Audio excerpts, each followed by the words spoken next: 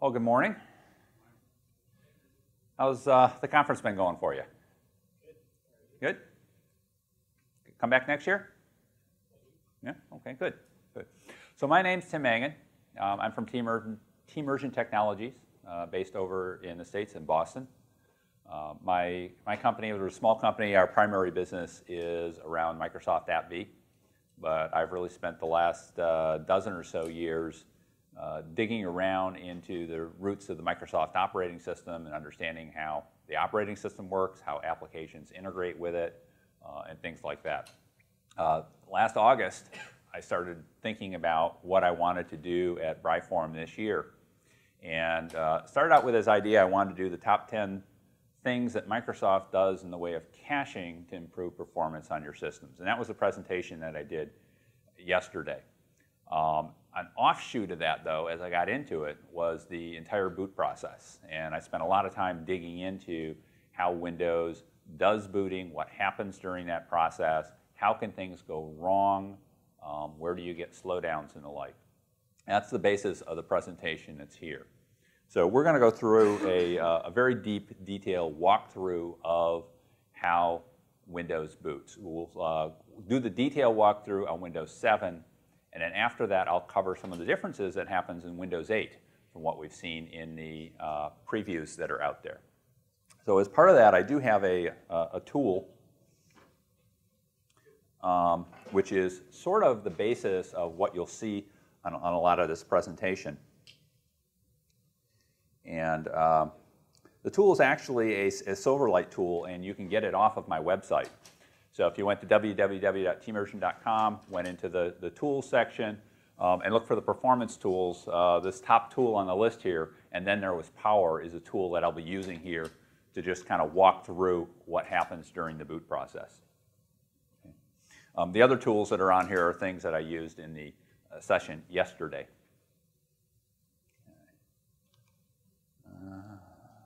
Okay, so why are we doing this? Well, the Microsoft operating system in the more recent versions has certainly become much more stable. A large part of that is due to the efforts of Microsoft to clean up their own act, but more importantly, they've done a much better job of working with all of the vendors that create device drivers that run inside the kernel. Because ultimately, that was the real source of most of the instability that we used to have. You know, a lot of really bad print drivers out there, for example. The operating system has gotten much better. It's much more stable. But we still have performance issues, and we really need to understand what is happening on those systems. And as part of doing that, we need to understand how the operating system is supposed to work so that we can recognize the differences between good and bad performance situations. This is a chart I pulled off of a Microsoft blog written by Gabe Ewell, a Microsoft person, taking a look at what laptop users have been doing in the way of booting or hibernating and sleeping.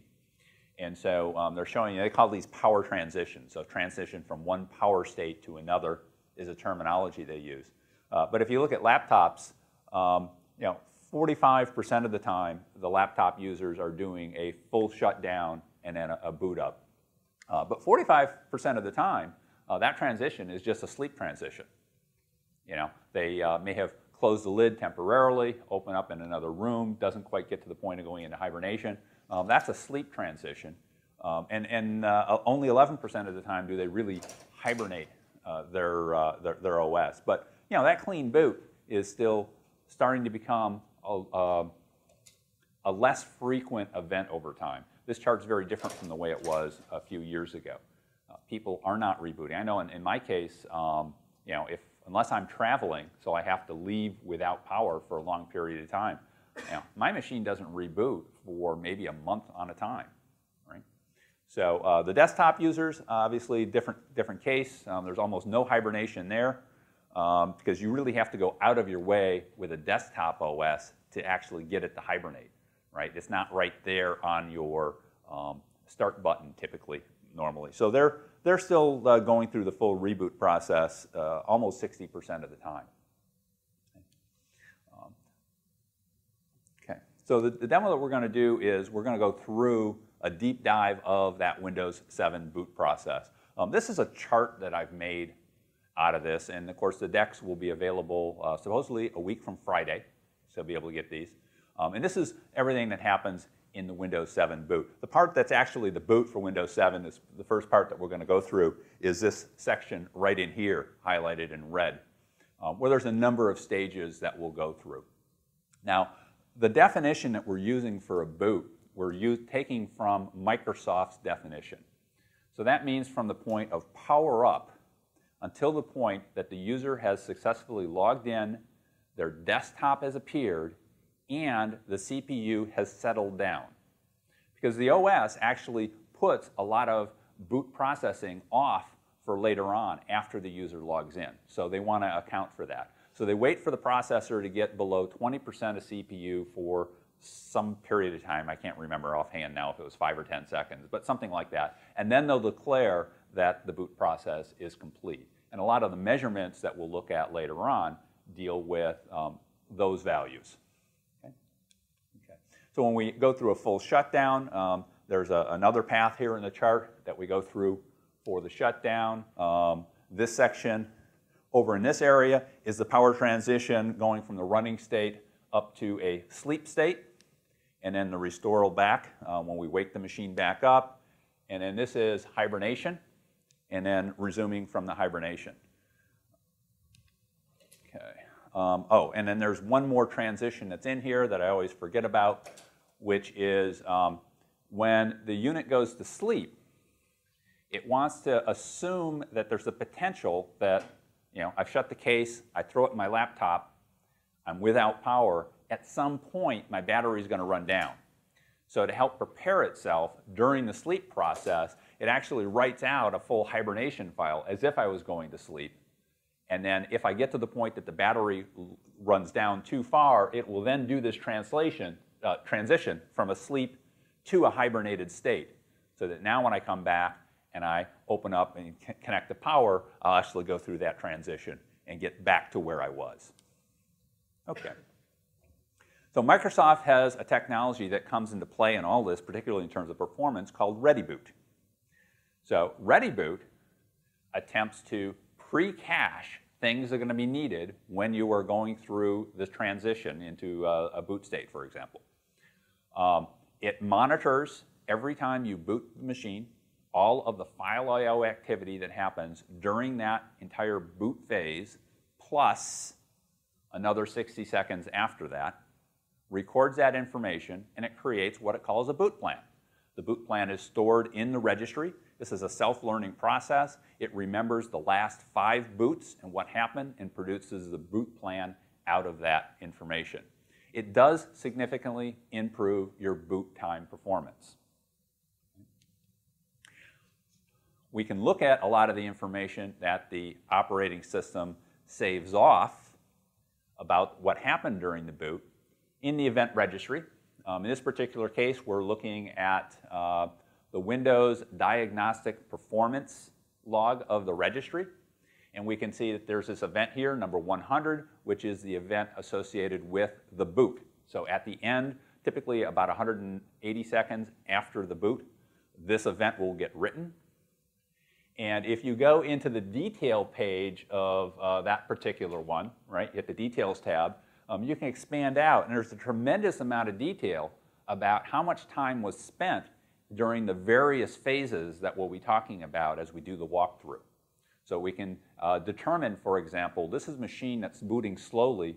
Because the problem is happening during a particular phase, I may know, oh, I think that one's going to be a driver problem, because the driver slowed the boot up process. So we can learn a lot about what's going on by being able to have a good system to look at that and then compare that to the problem system. I've also created a tool that I released here for the BriForum called What's My Boot that will read all of the event registry pieces and provide us some easier to read graphical indication of the performance. So this bottom chart here is looking at the amount of boot time it took on various boots here, with the most recent boots being out here on the right.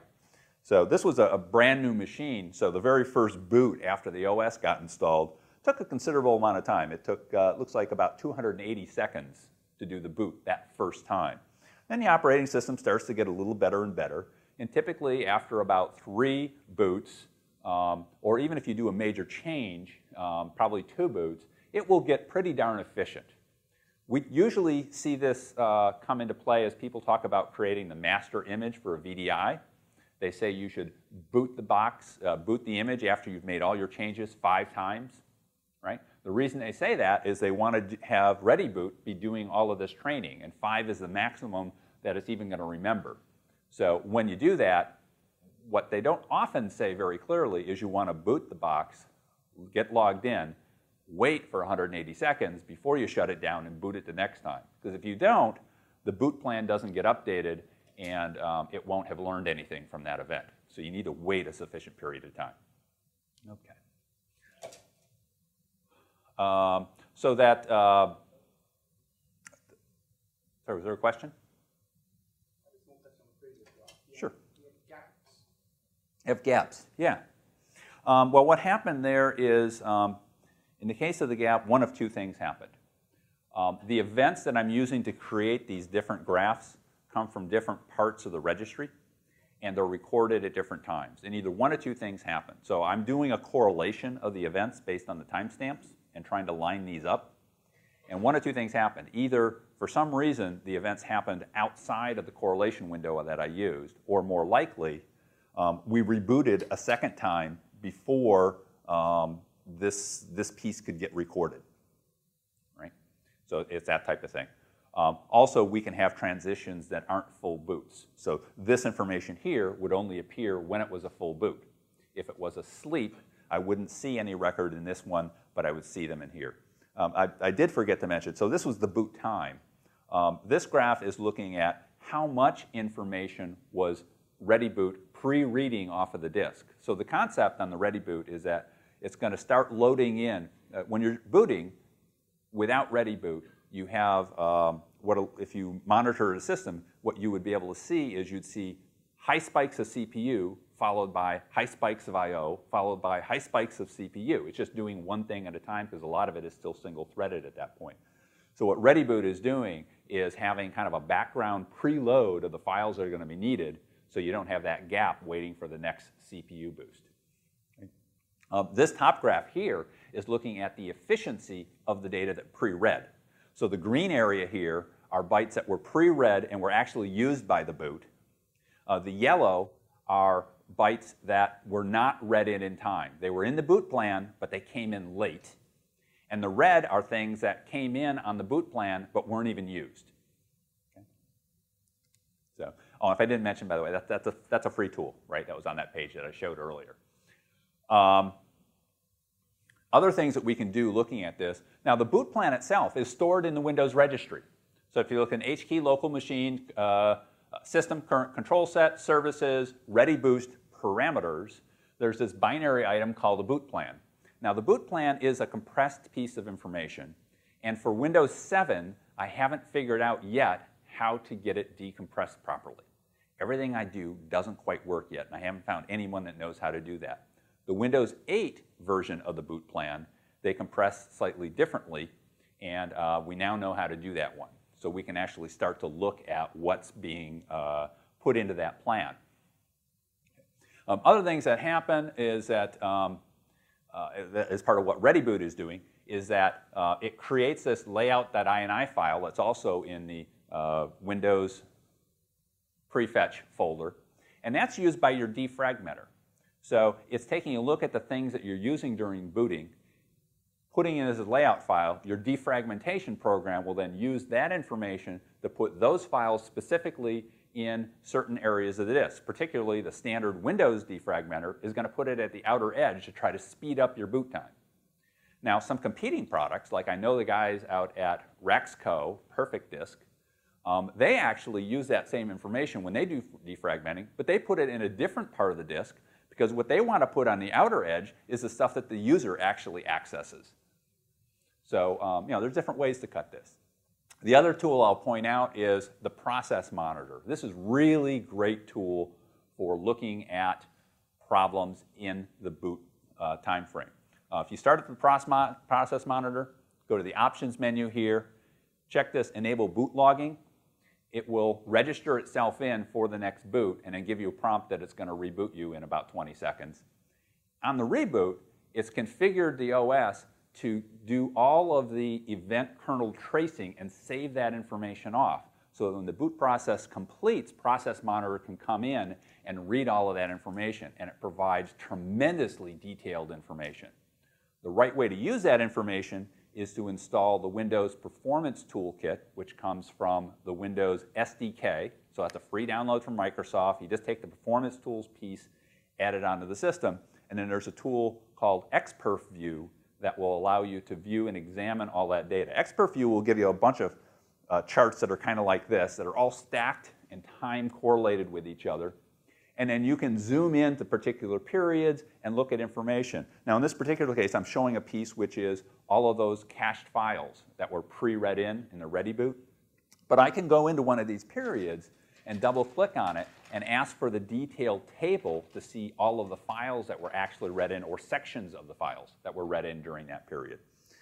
There's also information that'll show up here, like if you have an unsigned driver, that slows down your boot a little bit. If you have a driver that loads in a particularly long period of time, those tend to stand out in this chart as well. Okay, so earlier I showed you the Windows 7 version of the chart. Windows 8 I did want to talk about because they added a new section. So that was the boot process. Doesn't really change a whole lot. Neither does the sleep and the hibernation. But the big change comes in what Microsoft is referring to as Fastboot. So in Fastboot, they're using this new path down here, where actually this is the shutdown piece of this. So if you ask for a Fastboot, it does half of a hibernation and half of a shutdown. So what it ends up doing is it shuts down all of the user applications, it shuts down the user session itself, it suspends all of the services, it does a preparation for superfetch.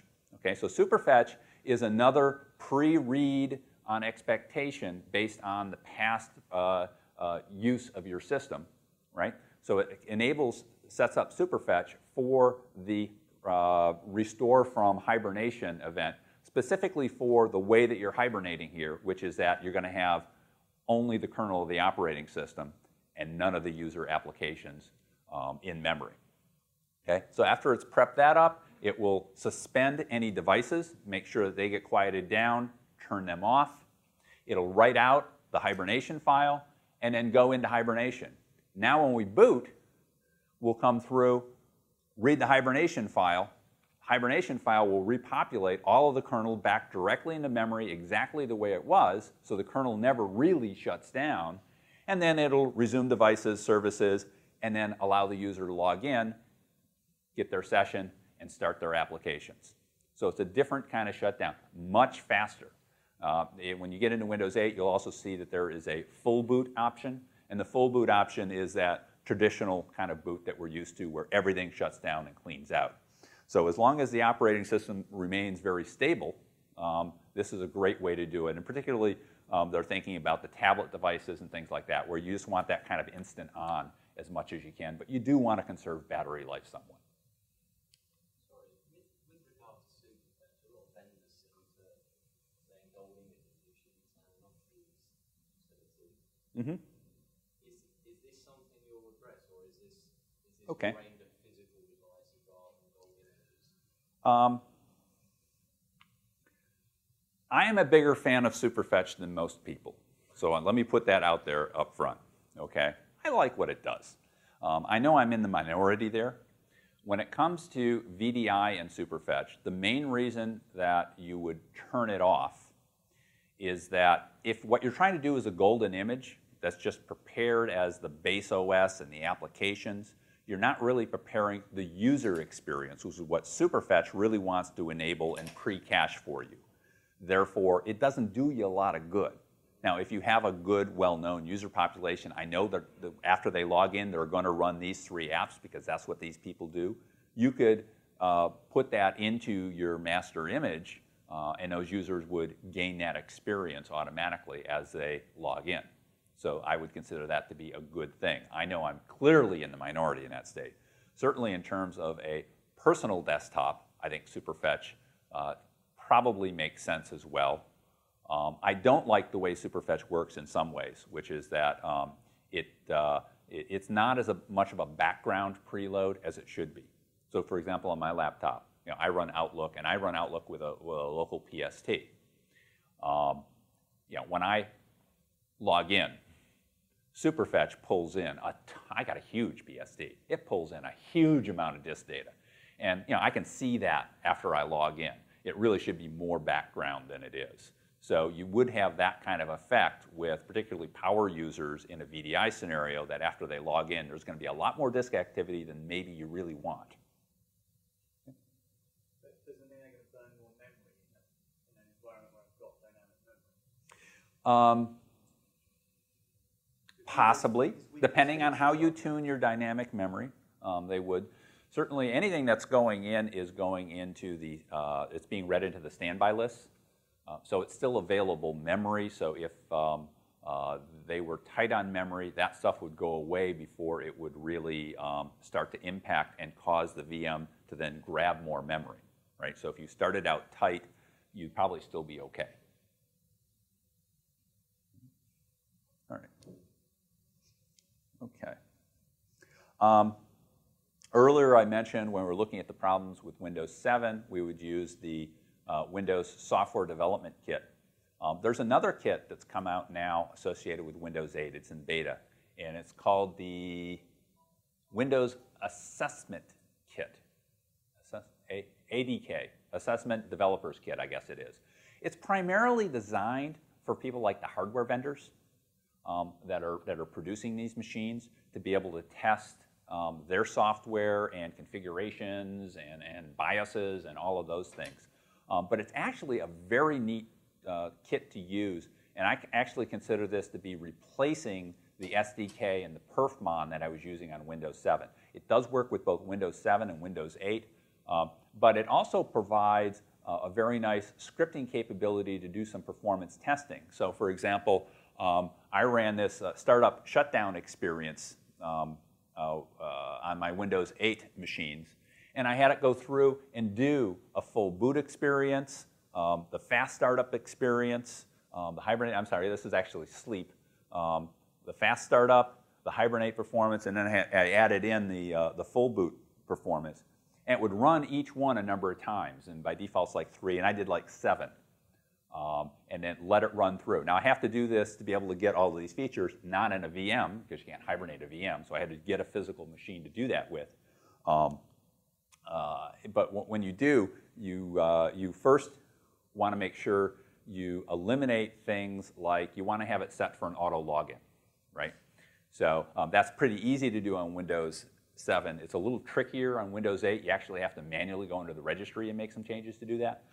And by the way, in Windows 8, you have the concept in 7 where you've got domain logins and you've got local users. The auto login always had to be a local user. Windows 8, you've got domain logins, then you've got those live ID logins that you can use instead, and then an actual local user. To do this with Windows 8 with an auto login, you have to have a local user account. Okay. But it'll just run through, and you set it up to run so many times, it'll just go through, and you just let it go for 5 hours, come back when it's done, make sure that what you see on the screen there stays stable for about 3 minutes. At that point, yes, it's really done with all the booting. And then you'll get this great report out of here, giving you performance information about how long it took for each of these boots on average, any particular issues that it detected in there. So for example, in this case, I had just done a fresh install of Windows 8 on a machine. It didn't like the drivers of my Intel graphics card. And so it pulled that out and said, ooh, the Intel graphics chipset, ooh, that took 33 seconds to initialize. That's a really bad driver, so it caught that. Told me exactly where the problem is. Great, so now I know I can go to Intel and scream at them, although presumably that's something that they would fix right away. That's a pretty standard thing. So this is the results of the testings that I did there on Windows 8. This is how long it took for the standby sleep. So if I just put the machine to sleep, try to wake it back up, that was able to come in well under a second in that startup experience. Hibernation came in next. So that's, look at the chart there, it looks like about 4,500, 4.5 seconds, right? The Fastboot came in at 5.5 seconds. And then the full boot experience here came out at 9 seconds. Now, the measurement they used in their tool was not the same measurement that I talked about earlier about waiting until after the login a certain amount of time. I think they cheated on these numbers in this particular tool set and cut it down a little bit. But clearly, the Fastboot did save a significant amount of time on a brand new system. I think as the system gets dirtier, I see these numbers expand out, and the Fastboot would be quite a bit faster than the full boot experience. Okay. This is showing a combination of the boot and resume time, because now when we're doing the saving of the information off to prepare for the new experience, it can take a varying amount of time. As we can see, if we're just trying to sleep and then wake it back up, we still have the fastest experience here. Here's the hibernation, the fast boot, and then the full boot period. And it's quite frankly, mostly the reason this is here, this is what we call the main boot path, which is what we'll see in the tool here in just a minute. And that's because we really are fully booting the operating system there. But even the BIOS time here, look at the differences in those, right? We actually go through a lot less work in the BIOS in some of these modes than when we do a full boot. Okay, and in the slide deck there, these are some great white papers talking about these state transitions and information for particularly the hardware vendors that I found particularly interesting in really understanding what was going on there. So let me bring this tool up. So the tool is just a Silverlight tool. And we start this up. So what we're going to see first is I'm going to actually show you kind of a walkthrough of the boot process here of what happened as we monitor this. Now, I picked a particularly bad system, and I created some problems for it to help us see some things here. But at this point, okay, so I've hit the power button. We're starting to see some of the BIOS stuff come on here. This is actually a particularly bad BIOS on the machine that I picked. It takes a whole lot of time. So at this point, I left the CD in the drive, so it's waiting for me to see whether or not I want to hit that space bar. So that happens very early in the BIOS process. See there? And now, whoops, okay. I didn't shut down properly, right? The BIOS knew that, so it's giving me a chance to go through a repair if I wanted to or not. If I had had a multi-boot scenario here, I would have a selection in there. Now it's doing the startup windows. By the way, there's a registry setting to turn that guy off. That'll save about a second to a second and a half of your boot by turning off that little graphic thing. Okay. So then I had a second partition that was particularly marked as bad intentionally. So I got this boot that happens. This happens during a phase we'll see later called the auto check. So I canceled that so that we could just continue on. And at this point, the operating system is actually starting to load. We'll talk about something called the main boot phase, and that means that we're in that phase at this point. Okay. So at that point, when login has come in, we're getting a chance for the user to log in. In this case, I didn't have the auto login, so you can hear me. If you could hear the sound there, you'd actually hear me typing in there. Okay. The sessions would be, the user session would be initialized, my explorer.exe would be initialized, and my desktop would appear. Now at that point, the system is still doing a bunch of stuff for booting. And there's a lot of processes and services that are now starting as a delayed start that waits until after the user is logged in. And that's why Microsoft did that measurement to say, I'm just going to wait until the CPU dies down before it does that. All right. So let's, right, I got to do it this way. Okay. So we're going to walk through the boot process in a little more detail. So there are a number of phases. I think I scrolled one too far so you could actually see all the phases there. So there's a BIOS phase, and then an OS loader phase, the main boot phase, and then the post-boot phase. All right? So the OS loader is something that loads up before the operating system loads. Its job is to actually load the operating system into the box. That post-boot phase is that period after the user has logged in. Let's look at the BIOS. And one thing I'm going to show you is what's happening new in the BIOS world. So the BIOS manufacturers used to kind of like hard code everything in. And so they would gather source file information from chip vendors that are included in the support that they're doing for the machine you want to run this BIOS on. And they'd have to take those source code in and actually compile one giant executable to support all of those devices. There's a new specification that's under works now that people are moving to called UEFI, the extensible, I forgot what FI stands for, something or other. But it's a universal version of this where the BIOS manufacturer can create modules and have dynamic modules that come in. So when Intel produces a new chipset and the BIOS has to have a driver for it, Intel can actually deliver a binary version of that to them, and they can just include it into the BIOS image, and then the UEFI will automatically locate it and bring that in and use it. So it's a nice way to do that. So BIOS is really the first thing that happens when you hit power. All right? So when you hit the power button, your CPU has a lot of microcode within it. And the first thing the CPU is going to do is going to check itself out and make sure that it's okay, right? In case there had been any thermal damage or whatever. If its functions don't look right, it's going to record that information. And one of the jobs of the BIOS is to actually check those results and hang on to them to tell somebody about it if there's an issue.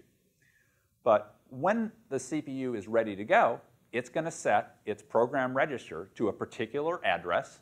It's going to be, even on a 64-bit machine, set for 32-bit mode at this point. And it's going to go to that address and look for an instruction. Now that address is going to be hard-coded in to be the BIOS, typically a flash device on the machine today. Used to be different technology, but it's a permanent, semi-permanent storage that's there. Your configuration that you have associated with it is stored in CMOS, at least traditionally. Some people are starting to actually put that into the flash now. But that is the method of retraining the configuration changes. And that's why you have a battery on your motherboard. I mean, it's there for two purposes. One, so that the clock can keep time between power boots. The other one is to retain this information of your BIOS configuration. So that stuff needs to get read in. Now, during this time period, early on during the BIOS booting, DRAM is not in use.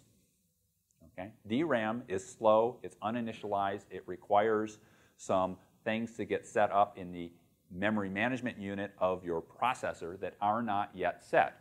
So main memory isn't being used. Instead, what BIOS is going to use is it's going to use the layer 1 cache that's embedded inside the CPU for its memory store temporarily. So it's going to start out in that mode. So EFI has 5 phases, subphases to it. The first, did I just hit 2 of them? Yeah, I did. The first is called the security subphase. Typically, not a lot happening here, but if you think about a highly secure version of somebody's BIOS, think like a government agency, the first thing that they're going to want to do is actually make sure that the BIOS itself hadn't been compromised. So they're going to do a security check and make sure that everything is exactly the way it's supposed to do before it goes any further on. Once that's done, it's going to go, I'm really jumping here too far. There we go, into the pre-EFI stage. So the pre-EFI stage basically sets up the basic foundation. It will then detect whether or not this is a wake from sleep scenario. And that becomes very important because if it's not awake from sleep, the job of the BIOS will be to initialize DRAM memory. So think about it. So if you have your machine, you go into sleep mode, all of your contents remain in memory itself, and DRAM has to be refreshed, and that's why you need to have some power available. Hibernation, all of that information gets written to a file on disk, everything powers down, so when it comes back up, or from a cold boot, it has to actually initialize the memory, get it all set, and ready to go. So it needs to do this detection of whether or not we're coming from a sleep mode very early on in the process, because this is the phase that it would initialize DRAM and get it all set to go. I don't know why this mouse is jumping so many here. All right, so then we get into the DXE subphase. This is where it's going to discover all of those drivers and devices that were externally provided that it needs to also initialize. So these could be things such as onboard. We're going to have some subclocks that need to get initialized, but also the various buses that are going to be necessary. So your USB bus, your PCI bus.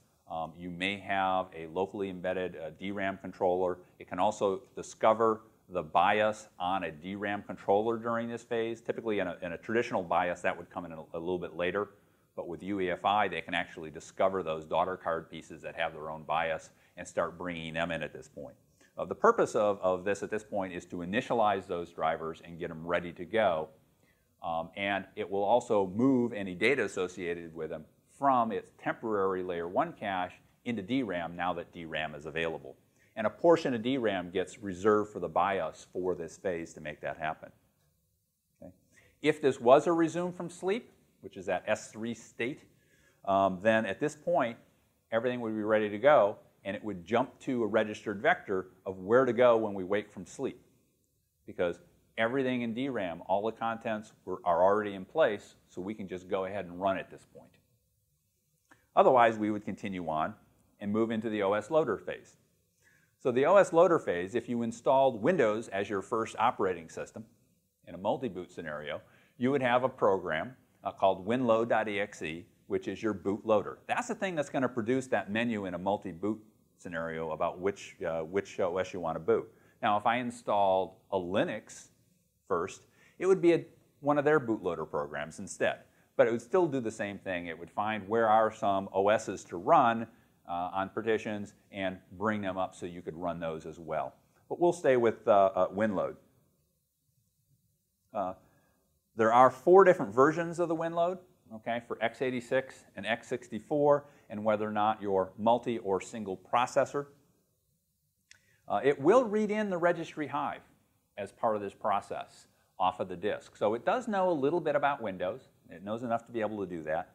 And the reason it does that is that we have these drivers that are called boot start drivers.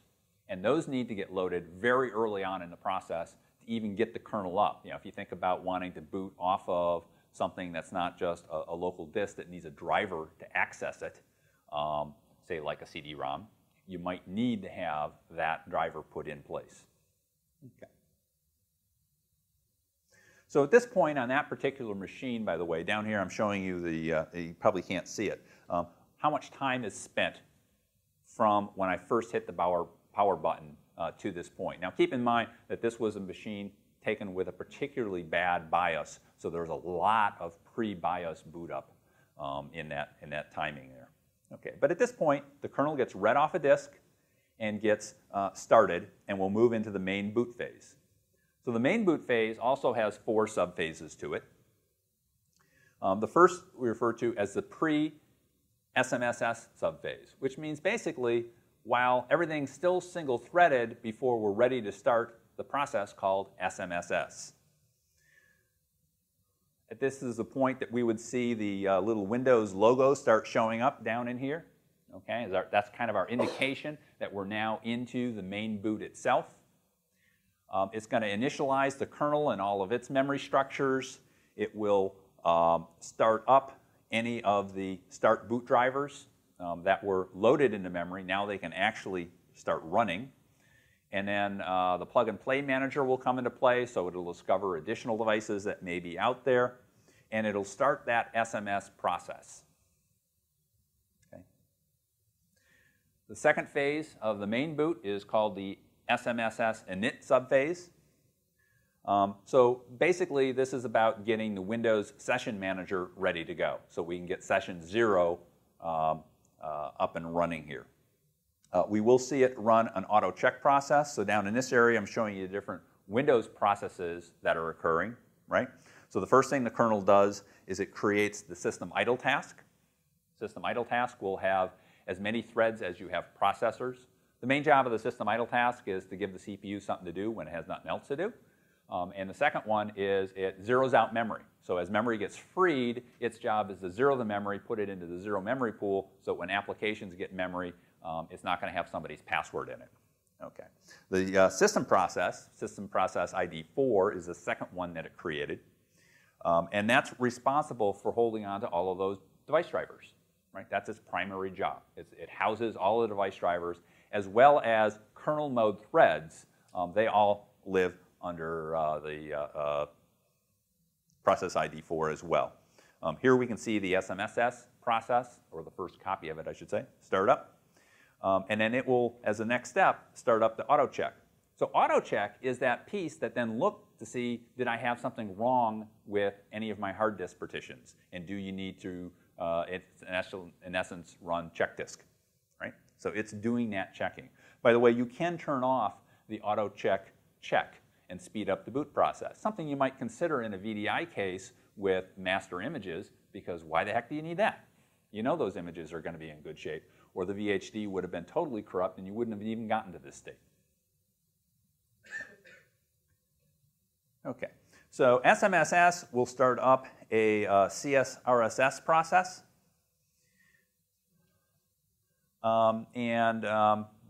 As well as the WinInit process, which becomes very important for getting a lot of windows initialized for session 0. It also will end up starting up a SMS process for the first user session. So it'll start getting that ready at this early in the phase. Can't do anything with it yet, but it's getting it ready. Once that's up, then WinLogin will start up, and a CSSRS process for that, which will provide that users ready to log in display on there looking for their credentials. Once WinLogin is started up, that puts us into the next subphase, the WinLogin subphase. And these phases and subphases I'm talking about, remember when I had that chart showing you the boot process and how much time it spends in different sections? Well, those are all being recorded as to how long it took. So this is the reason that I can tell that, oh, I took a lot of time in the pre-SMSS subphase. Well, that's probably a bad device driver loading and taking too long. Right? So just by knowing where that time is being spent, sometimes that'll help us isolate where the problem could be. Okay. In parallel, as we enter this subphase, once WinLogin is started, some of the services processes will start up, LSAS will start up, a service host, I should say, well, the services process that manages services. And then we'll see some of the services start up. Particularly the startup process for RPC will start first. We'll see the service host that handles local services and network restricted startup, and then the desktop Windows Manager service as well. So Microsoft gathers a bunch of services that you have in your system and runs them as DLLs within a SVC host. Typically, it's going to combine the ones that need to run under the same kind of security context, but it'll also separate special ones out. You know, like the LSAS service, it wants to have isolated out by itself. That shouldn't be sharing with anything else because that's important for security. And when you have multiple DLLs within a process, they can see each other's memory, so you don't want to do that. Okay, so we'll start to see those services start up. We'll get the login prompt here as the login UI process starts up. User will log in. As they're doing that, in the background, additional service SVC hosts will get started up here. The SVC host for local system, the local service, and the network service hosts are all getting started. And then once we're at that point, the SMSS for session 1 will go away. And this is why once you get to the login, if you try to figure this stuff out from the task manager and the parent processes, you wouldn't actually see this linkage. You have to be able to monitor it as it's going on to do that. And that's where we use the process monitor with the boot logging to be able to figure all this stuff out, because there's just so much detail that's in there. So as the user has completed that login, the user init process will start associated with the user in his space, and the DWM process will start. Okay, we'll continue to see some more services start, but the signal to enter the next subphase will be that the Windows Explorer for that user session will start up. And that's a very key signaling point in here. So the Windows Explorer is responsible for hosting the desktop that the user sees. Right? So as Explorer starts up, we'll now see that show up. If we were in a roaming profile scenario, we'd get hung up for a while, potentially waiting for the user's profile to come over. In this particular case, I was tracing with just local profiles to keep that simple. So after the user has logged in and gotten that desktop showing to them, then the system, this is when that part where the system is continuing to do things that it could have done earlier but decided not to. It's going to wait for the user to log in. So it's going to start the print spooler service. It's going to start the task host. Task host is an extremely important process in the system because it goes through and not only does it do scheduled tasks to run on a certain timer, it's also very event-based. And applications that you add to your system will add entries in that when they see certain events, something should happen. And then finally, it'll start the local service, no network service. I don't know why that task host waits until this point. I don't really understand that at this point, but that's when it starts. So once the system's settled down there and it's completed those things, we'll enter what's called the post-boot phase. And there's still a whole bunch more work to do here. Okay. So this will happen after 5 seconds of CPU less than 20% is the definition that Microsoft has given us of when they'll declare this next phase starting. So the login UI process and the DLL hosts that were started earlier will finish up at this point. We'll see the local service no impersonation SVC host get started. And if you have the search enabled, that process will start at this point as well. The Explorer in the user session will then start up a whole bunch of those WMP-S config, which are all associated with the Windows Media Player. There's actually a lot of processes that start up and shut down in this phase. I have no idea what the heck they're all doing. Okay. So we'll see some of those show up here on the screen as we go through here. There's another one, there's a few more, and you see they come up and they start and they stop, right? So if you, I don't know how well you can see this here because the monitor's not that great, but there's 1, 2, 3, 4, 5 that just started and stopped here. There's a service associated with that started and stopped.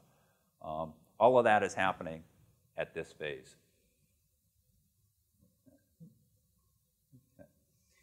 And how are we doing on time? Oh, we're doing, that can't be, oh. There we go. We're not doing as good on time as I thought. All right. How is this working in those user environment? Is this started for all users again, or is just the first user loading all those? What you would see for the second user logging in would be basically everything that's down in this area here. So this is that user session and all the processes associated in it. The next user would have the very same thing happening.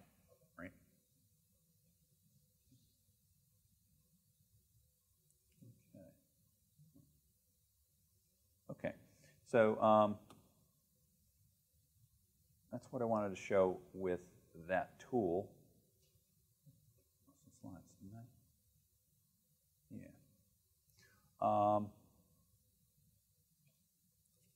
Okay, we talked about that stuff there. So that's the primary stuff that's on the boot process there. Let me go through this chart in a little more detail now that you've seen the basics of on a detailed basis of what's happening at boot. Really want to kind of walk through this chart a little bit. So So we have these different states, and they're defined with these S things. You have your running state, the S3, which is the fully powered down state. I can't even read that from there. Make sure I get the right one here. S4 as S3 is the sleep state. S4 is the hibernated state, so much more powered down. And it's an S5 state for the fully powered down. So they're kind of like power states there. Big difference again being in a sleep mode, memory is being initialized. In a hibernation mode, memory is not being kept alive at all. Everything has to be written out to the disk. So the boot process we went through there was, we started in here, we went into the BIOS phase. We then went into the OS loader, which is responsible for loading in the operating system kernel itself in the memory. And then we had those 4 subphases, the pre-SMS, the SMS init, WinLogin init, and Explorer init phase. And then we had that post-boot phase where a lot of other stuff happened. So when I go to a full boot shutdown, we'll shut down the applications. That is very fuzzy. I can't even read that. We'll shut down the applications. The user's session shuts down. We'll suspend all the services. So it doesn't actually shut down those services. It just, as a quick method, because the services traditionally do not contain any state information in RAM that needs to be preserved between boots. So it just suspends them. It doesn't actually shut down the services. It'll then shut down the drivers, which involves basically first querying the drivers by making a particular IRQ to them and making sure that they respond that they're not actually doing anything anymore. And then at that point, it will actually shut the driver down. After that's done, it will then flush any files that are left in. So for example, the partition directory associated with your file partition, the MFT $ file, is actually a file. So all the directory structure is saved in one file on there. And that file, when you mount the partition, gets loaded, for the most part, into RAM in the kernel, and the file system sort of sets that aside. As you make file changes, it actually makes those changes into the MFT file there. And we can see this happen sometimes. I talked about this yesterday. You can take a file, a system that's completely idle, do a file rename operation, and that file gets renamed, and it'll do it without actually writing to the disk right away. Because that'll happen in memory in the MFT. If I had another, say, command prompt in that same directory, I could then do a dir and actually see the file name change show up in another process, even though it hadn't been committed to disk yet. So part of the process of shutting down at this point is to do that final flush, make sure everything got pushed out. That's why we don't want to have systems just blue screen on us. We really want to shut the systems down nicely, because we could have potentials in the file system where files have been committed or changed and the directory structure didn't get flushed out as well.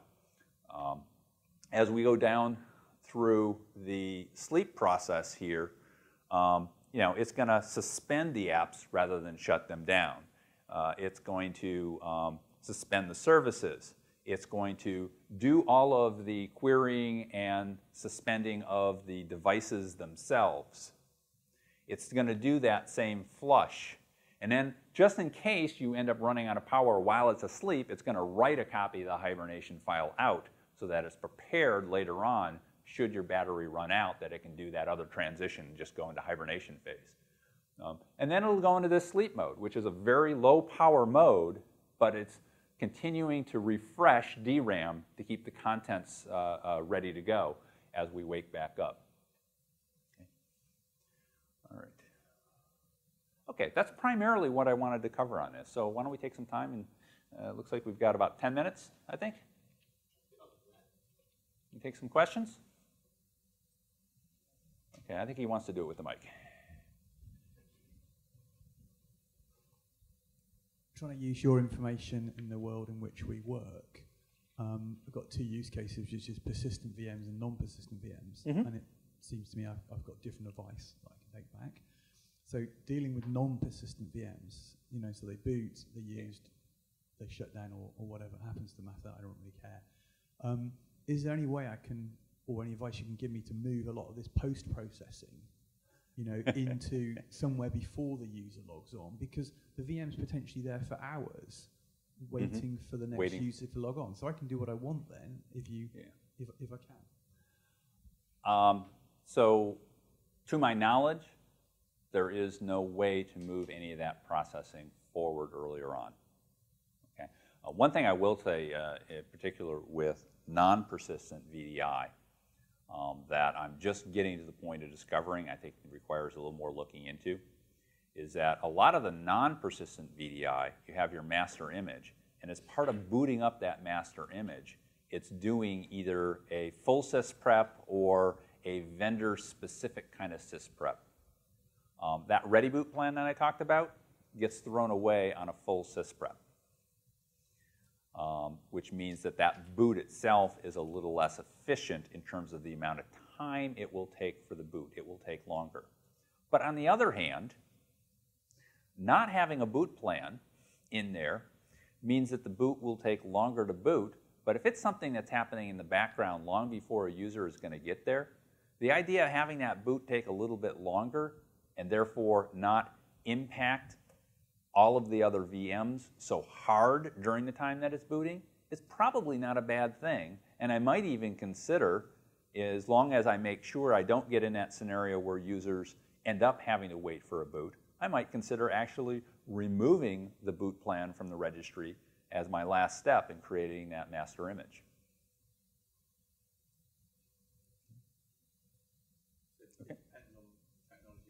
But it definitely depends on the technology you're using. And that's where you might want to do some of the testing, looking at what happens in your VM. Take that ready viewer, what's my boot analyzer, and see what how long is it taking to boot up, and what type of impact it's having at the hypervisor level as the boot happens.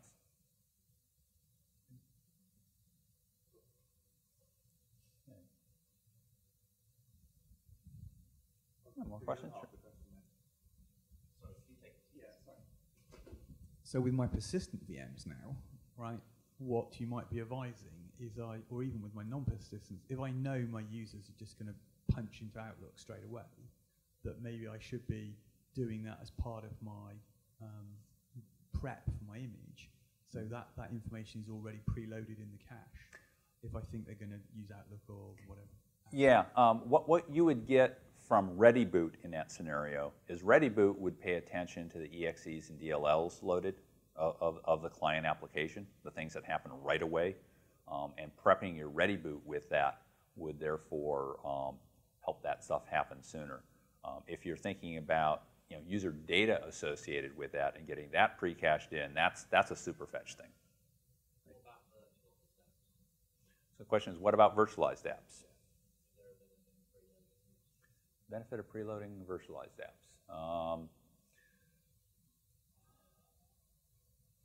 If you were sure that the user was going to run that, I mean, we're really talking about a scenario where as soon as they log in,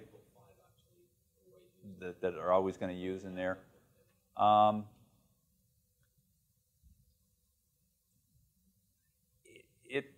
It would be more efficient for the user. They would see they individually would see have a better user experience of coming into that VM, and be more responsive early on as they did that.